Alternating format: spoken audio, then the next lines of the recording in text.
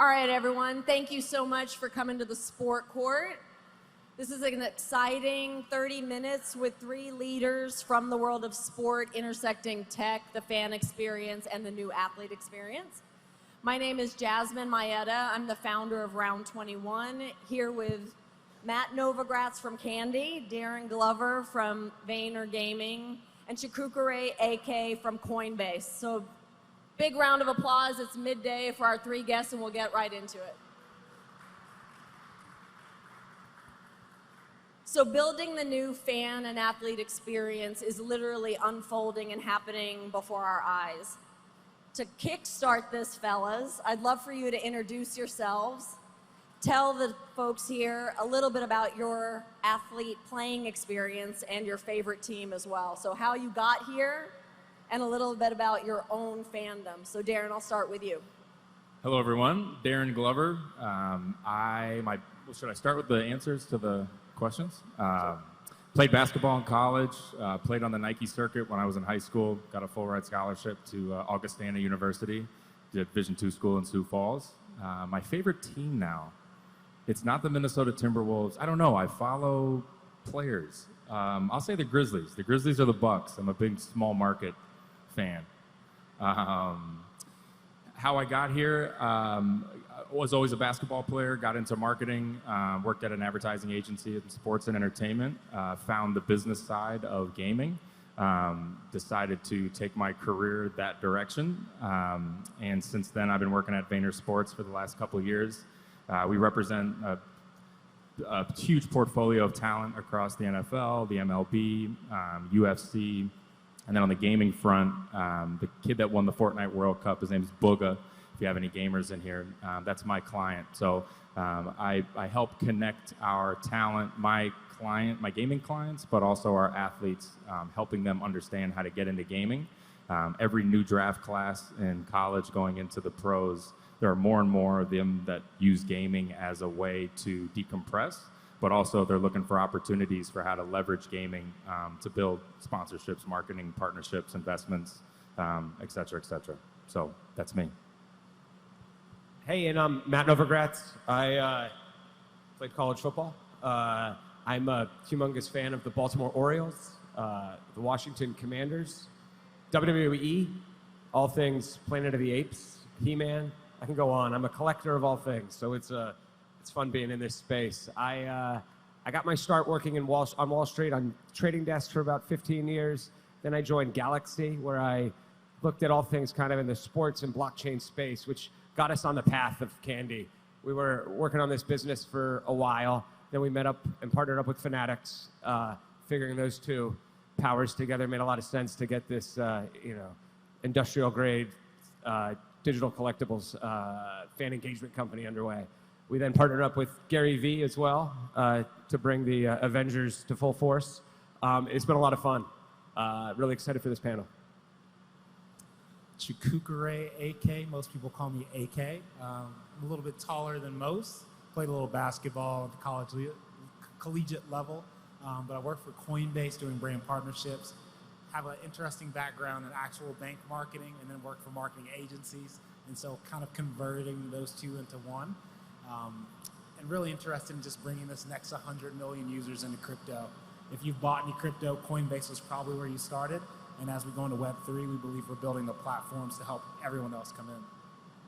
Awesome. So we've got Vayner Gaming with an anchor in esports, Candy Digital, a platform, a collectible platform, and Coinbase NFT, a very broad spectrum of energy driving the new fan and athlete experience. Let's start with the athlete experience. Obviously, Darren, you're working with Bryson and Booga, as you said, to leverage Web3 to create their new connection with their community, and it's a playground for an athlete today. How are they approaching it with Vayner Gaming and thinking about creating a new athlete and fan experience with you around esports? Yeah, I think it's athletes, any athlete who was prominent in the late 90s to early 2000s, there's so many of them that don't even have an Instagram.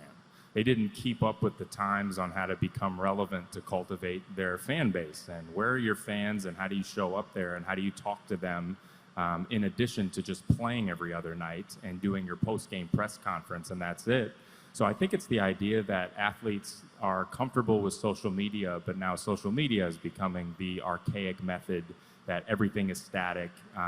Athletes just post them shooting a basketball or throwing a football. It's continuously staying ahead of the curve, that the next journey for them is to think of themselves as a creator. And me working endemically with creators, it's helping athletes understand the different verticals and channels that they can utilize to continue to stay relevant for tomorrow's fan, and not just live and die on how they created fandom yesterday. So it's fun to, Booga doesn't make money without creating content. Bryson doesn't make money as a content creator without creating content. Athletes make money without creating content, yet they bitch and complain that they want more money.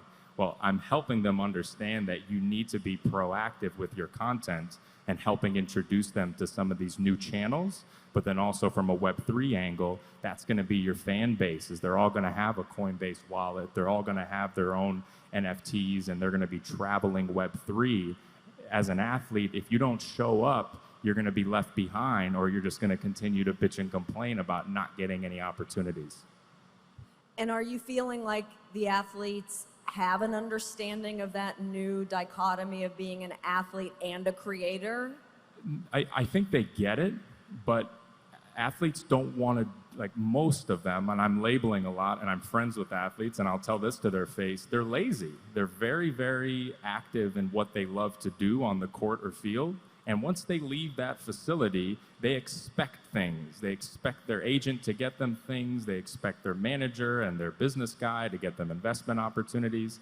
The most difficult, but also the best opportunity with Web3 is that you're going to create what you can do on your own. And if you're lazy, you're not going to get anything. And it's going to be very, very easy to find athletes who actually care about their community, and ones that are just here to play their sport and then go off, which is totally fine too, but you can't have it both ways. So I think athletes are understanding that, but I hope as they continue to get older in their career and they get into the pro sports, they understand that they have to put work in now. You can't just wait for the agent and agency to get you a deal. You can't just post once every 2 months. You have to get active, and you have to actually care. And it's not just saying you care. I'll actually be able to see if you care because of the transparency that Web3 and NFTs can provide. That makes sense. And so, Matt, from your perspective, you're creating one of the largest, most successful platforms in sports collectibles, launched with the MLB and baseball. From your perspective, working with the players' name, image, and likeness and the league, how is what you're doing transforming the fan experience? Yeah, it's happening in a lot of ways. First, you look at the collectibles themselves. They are MLB icons, which are kind of the futuristic, our version of the digital trading card. They've got graphic motion, music, highlights. They've got dynamic stats that update in real time, so you can follow around your favorite player's season as it's happening. We're introducing a burning mechanism where you can collect a certain amount of points to unlock a new rarity, burn those NFTs, decrease the supply out there. So that in itself adds this new game theory. So it's getting our community more engaged with the actual sport of collecting. But then you look at what those collectibles can do, what they can unlock. They can unlock experiences with one-on-one with athletes. It can be something as simple as a Justin Turner hopping in our Discord for an hour. Or it could be, meeting one of the legends of the game or throwing out the first pitch. We're constantly looking at different ways that we can add utility, real life fandom to these, once-in-a-lifetime unique experiences. And so it's certainly more engaging. And you can look at it the other way too. The athletes themselves, they look back, they now have a really unique experience with the fans that they otherwise would not have, and certainly not in the physical collecting of baseball cards at a large swap meet or something. And so from Coinbase to Coinbase NFT, AK is leading brand partnerships through sports. How is Coinbase thinking about sports as a vehicle to drive the new NFT platform? And what are some of the things you're most excited about as you're building the on-ramp for millions of people into the space overall? I think one of the big things is access. When we think about how simple it is to get into this space, it's not. And Coinbase is building these tools where people are able to onboard themselves and on-ramp in a way that they can now participate, they can hold NFTs, they can transact in crypto, and it's making it fundamentally easier. When we think about going from Web 2 to Web 3, it's not simply an enhancement. It's a fundamentally new practice. And so as Coinbase is helping to educate not only organizations and businesses who want to build it, we're educating the consumer, the next 100 million, the next 1 billion people, to be able to actually participate in this space. And so we're building both ends at the same time, which will allow people, one, to collect and hold these NFTs as people are creating new content, creating new utility, as people are wanting to be able to, again, buy suites, buy tickets using their crypto. We're building these platforms. And I think with our wallet, for instance, the wallet is different than, log in with email or log in with Google or log in with Facebook, because it now has a payment source attached to it.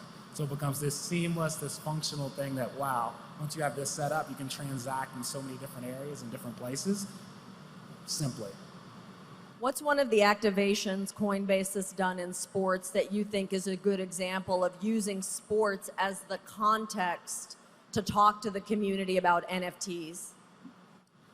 I mean, I have to brag on you. I mean, we've worked with Round 21 to do some really cool examples of, again, showing people the utility and the value of participating in this space. I mean, we showed up at Art Basel in a way where, again, bring in sports, you bring in things people care about in culture, entertainment, fashion. People show up. And we've noticed sports fans have a bigger propensity to participate in this space because, again, they're active, they see what people are doing, they're influencers, they're first movers, and sports just makes it a viable audience for us. Awesome. Wasn't expecting that. So I'm going to go a little off script here, only because Matt introduced himself as a die-hard lifelong collector. So Matt, you've been collecting things your whole life. Talk to us about something you collected when you were younger, and if it had been dropped today, knowing all of the opportunities ahead of us, what it could have been, and how Candy is thinking about consumers who've been collecting their whole life and onboarding them into the new digital space. Yeah, it's a good question. As I said, I've literally collected everything from Garbage Pail Kids to my most prized possession is a Minton card Cobra Commander action figure from G.I. Joe. How we can keep adding this utility, I mean, I think that's what we're doing at Candy, right? Like, it is adding that utility. It is knowing where supply is. Like, I'm a victim of the junk card era, being 44 years old collecting baseball cards. You never really knew what the supply was when you were buying cards. You just knew there was a shit ton of them. So that the value went down. But now that we're able to properly track supply, volume, and control that, like, that's super exciting. And as I mentioned before, the utility of being able to go to games, be able to meet players, I think it's incredible. With G.I. Joe figurines, with G.I. Joe too. Yeah, I mean, I would love to meet Cobra Commander if he's willing to come to my house. He's welcome. Awesome. All right, this question is for all three of you. You've worked in the space now for a few years. Obviously, I don't believe anybody's an expert in Web3. I think we're all actually in preschool, and some of us have just been in preschool for 6 months, and some of us have been in preschool for 6 days. But you've all had experience in this space. We've had wins and we've had headwinds. But what's a breakthrough moment in working at Candy or Vayner Gaming or Coinbase where you saw the real potential of Web3? Go ahead, Darren. Well, I was just going to say, like, one of the exciting things, and Matt as a collector, like, I think we forget that this is just a tech innovation, and the behavior of people is not necessarily changing. The tech is just catching up with behavior. So Matt has been collecting things his whole life, but it sits and gets dusty on a shelf somewhere, and you have to keep it nice. That with NFTs, it's the same thing from a behavioral side. That's what gets me excited about gaming, is the behavior of gamers is as Web3 as you can get. You buy and transact digital assets. You have an in-game token that you're using, that you're exchanging fiat for that coin, there just isn't a secondary marketplace. But the behavior and the mindsets are the exact same. So to answer your question, there was actually just an announcement last week. The first game ever that's going to be built on the blockchain is being launched on the Epic Games Store. So that to me is very exciting from the gaming industry side. But in general, I think I would say that's a huge moment in time that breaks this ceiling that there's been this huge divide between traditional gaming and Web3 gaming. And this is the first time there's been this little bridge that is now crossed over, that people can now play a game to potentially unlock the ability to own their first wallet in some way. You know, that's going to start to ramp up tremendously. And I think gaming is just going to ramp that up so fast because the behavior is so endemic to what the value is that Web3 can provide. Is there anything that you can speak to related to the global adoption within esports and Web3? Because I know Consensus in particular is a global event, and Bryson and Booga are American, right? Are there any trends globally that you're seeing related to esports adoption and Web3 that you can speak of? I mean, the traditional gaming hates Web3, despises it. I mean, I'm a sin when I start talking on LinkedIn about it to so many traditional gamers in the gaming community. So right now, no. I mean, play to earn gaming is a scam, and it's not going to work. And you just playing a game to earn a cryptocurrency is not a game. That's decentralized finance masked with the gamification of it. But right now, it's no. I mean, there really isn't. There isn't a game out there yet that has truly unlocked it. And esports, you know, it's taking mature games and creating leagues out of them. There isn't a mature game yet. A lot of the publishers haven't made their stance on crypto. Riot and League of Legends is the largest global game. Riot doesn't have a position yet. They haven't came out to talk about it yet. So long-winded way to say no, there really isn't anything happening globally because there isn't a game out yet. Got it. That's a hot take. Matt, from your perspective, a breakout moment in your career at Candy where you're like, wow, that's a new insight that we can leverage. Can you speak to anything? You know, I'm not sure there's been one. It's been an amazing year of just seeing like our community come together and like how passionate they are. Watching that on a daily basis is mind-blowing. And the responsibility it comes with is daunting sometimes. Like it is at first and foremost at the top of mind for us every day, how we can keep delivering, adding utility. But the passion and the friendships that are developing within our community is pretty awesome. And to see that starting to come out in the real world is, it's pretty cool. And so from the perspective of witnessing the engagement, what are some of the places or metrics that you see related to that engagement? A lot of people talk about Discord or Twitter. What are some of the things Candy looks at and looks for related to engagement? Yeah, like, you know, our goal is not to go out there and sell $100,000 NFTs. We just want to see solid daily turnover, active engagement on Discord. We want people to be excited for the new drops, trading activity to be picked up, and people to be just overall, like, you know, excited with the product out there. Again, like, we're not here trying to sell any $1 million art pieces. Got it. What about you, AK? Breakout moment? I'm excited to just see how crypto's entering the lexicon of culture, right? So we see the NBA now has official partner. Spoiler alert is Coinbase. MLB has a partner. NFL is opening it up to partners. And eventually it will get to the day where, again, it's not even a crypto partner. It's like we just do, like crypto's just a part of what we do. Like none of us go home and say, I'm getting on the internet today. I'm going to go do social media on the internet. Crypto is just going to be the underlay that allows people to build stuff. Coinbase continues to position itself as a company that helps builders build, and I think we're seeing that open up an ecosystem. The NBA did their first NFT drop during the playoffs, where they had, like, again, players that were in the playoffs that would change with their stats, and as they stayed in, you're seeing people start to test and have an appetite, and it's just going to get more interesting as time plays out. Awesome. So with collaboration so important to this space, what do you three look for when it comes to collaborations, whether it's with the MLB or other franchises or leagues? Is it the team, the IP, the product? What are some of the characteristics you all use to review potential collaborations and why? Maybe Matt, you want to go first? Sure. MLB, it's just, the IP is iconic.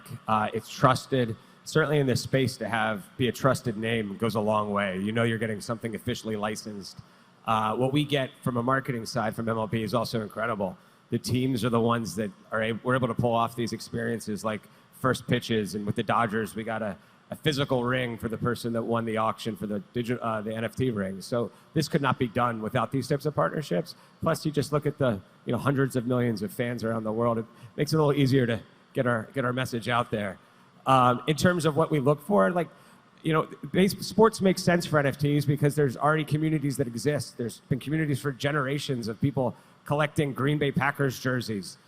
So our job is to collect communities by community. So when having these existing communities, it makes it easier. And as I said, you've already got people that are used to collecting things. So it's kind of a built-in audience. And Candy's gone well beyond the MLB by this point, college hoops and racing. Can you speak to how those partners similarly kind of came about and what you're most excited about within those two sports and cultures? Yeah, so we've had some great success with in the NASCAR space, which is fun. Most of our team didn't know a whole lot about NASCAR a year ago, but they've jumped right in, and they've been a great partner. When you look at a NASCAR race, there's 150,000 people that attend those, and they're there for 4 straight days in minivans and RVs. So talk about a captive community, and they've been awesome. It's a different audience than we get with MLB, so that's also great. We recently announced a partnership with WWE, which, as a lifelong pro wrestling fan, I'm very excited about. But then again, it's also like a crazed community that, loves supporting their favorite superstars, loves merch, is used to living in an online world. So it feels like they've got everything there to be a successful partnership. They've been amazing as partners so far in terms of marketing. So we're very excited there. But again, we're looking for real communities that are passionate already, and how can NFTs enrich that passion and bring out a new side of them. All right, AK, Coinbase is out there. I swear every week there's a new partnership, a new event. What do you guys look for in your partnerships and collaborations? We look for people who want to build, who have an appetite to innovate. You've seen what we've done with the NBA, the WNBA. The WNBA in specific, has been such a good partner about education. We've presented to their players. We've been presenting to teams. In the NBA, we have some really exciting announcements comes up, some partners we have. We look for people who want to innovate, who want to do things, who really want to help us grow the space and want to reach their audience in new ways, who want to educate, and that's what we look for.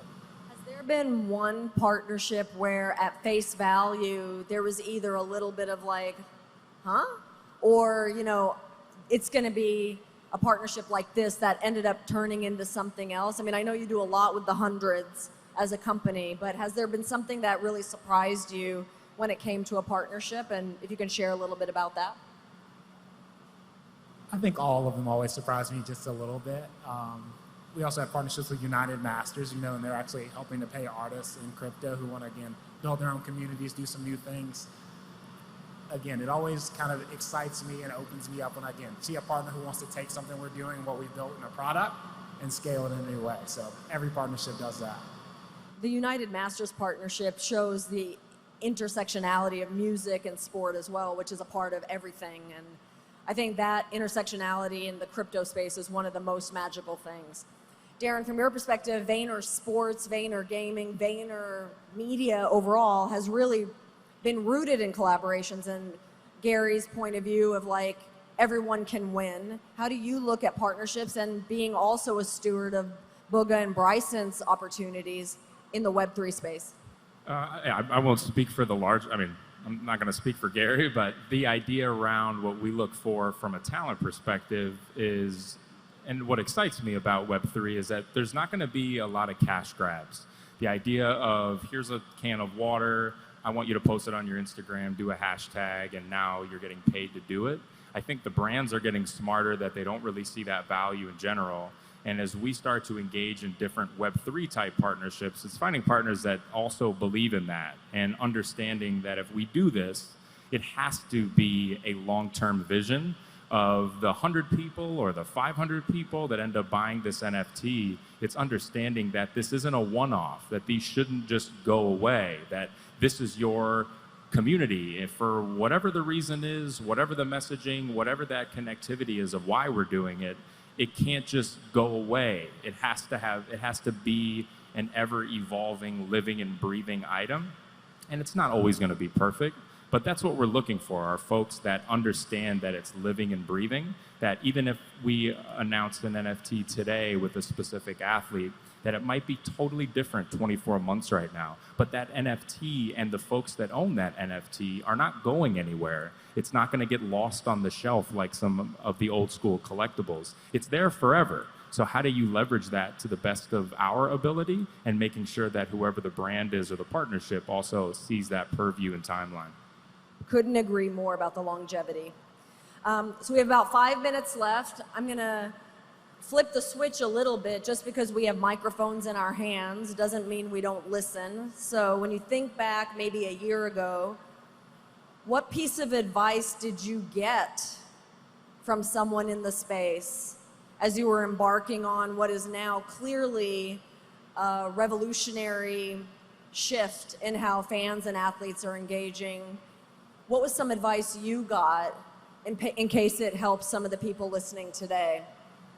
I would just say not to speak down to people that don't understand it. And I think Coinbase does a great job, and Candy does a great job too. Coinbase, the first time people touch crypto a lot of times is with Coinbase. And you guys don't make people feel stupid for not understanding all these confusing terms, because 99% of people don't understand it. And what Candy's doing is awesome too, with, like, not to plug our NIL deal, but being able to buy someone's collectible at such an early stage in their career to kickstart their own NFT, but also their early stage fans is important. So I think it's understanding the time of the era of adoption and then connecting with the messaging of how to speak to it was some advice probably like 6 to 8 months ago. I finally started to understand of, like, hey, I'm in the space, we're in the space, but the majority of people outside of consensus have no idea what the hell we're talking about. Let's understand it and help them get there. Yeah, that's great, and I agree. Like, the fact is, and it's been said a lot, we're early, and oftentimes you forget that.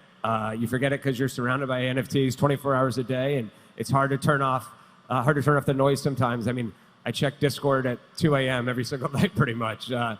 And that is a big one, that it is early. We try to abstract as much crypto out of the experience as we can, because we're trying to get the core Fanatics 80 million customer into our ecosystem. Again, that's going to take time. It's early. Be patient. Keep preaching the good word out there, because they are coming. I'd say the best advice I got was tune out the day-to-day drama. Every day the market's changing. Every day it's easy to find a scam, or this happened, or some illegal activity was using crypto. But I think there are far more good use cases and far more positive things that are happening that don't make headlines. So tune out that day-to-day drama, that noise, and really understand that what we're building is for the future. People can't predict the future.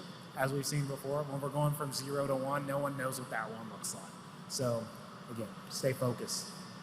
And one piece of advice that I got was, if you're early in your journey within the space and you manage a brand or a platform, experiment. Not everything will succeed, but if you lead with a strategy of experimentation, you don't judge it as a success or a failure. It was an experiment, and so you learn from it and you move on. We have about a minute left, starting with you, AK. Where can people find out the next great thing Coinbase NFT is doing? And where can they find you if they want to talk about partnerships, et cetera? And we'll just go down the line. Coinbase is showing up at a huge way in NFT NYC, and I'm sure many of you will be there, so please come check us out. You can find me online, Chukwukere Ekeh, that's a hard name, but on LinkedIn, I'm the only one. So You can go to candy.com. We've got a big summer ahead, a lot of baseball drops, NASCAR, some WWE. It should be fun. You can reach me on Twitter at Matty Novo. And I didn't even plug it, but we have our own NFT. So the VaynerSports Pass, we're the only sports agency that actually has our own NFT project. But yeah, you can follow us at VaynerSports on all socials. And then myself, I'm This Is D Glove on all socials. And then my name on LinkedIn. And I'm Jasmine Maietta. You can find Round 21 at round21.com. And I'm going to put our panelists on the spot because as this panel's ending, we're starting our first shoot your shot competition where anybody in the audience, after these three people go, are going to get 21 seconds to shoot from either the free throw line, which we're calling the rookie spot, or the legends line, which is going to be in between the 2 3-point lines here. And if you make 3 shots in 21 seconds, you get to take round 21 home, which is one of these fine looking basketballs behind us, or some swag that Sarah's gonna make sure you get in the white. And Sarah's gonna be standing over here to grab your information. So we're gonna have the brand ambassadors get ready. Who's going? Darren's gonna shoot first, so you guys please cheer him on. They're gonna show you how it's done.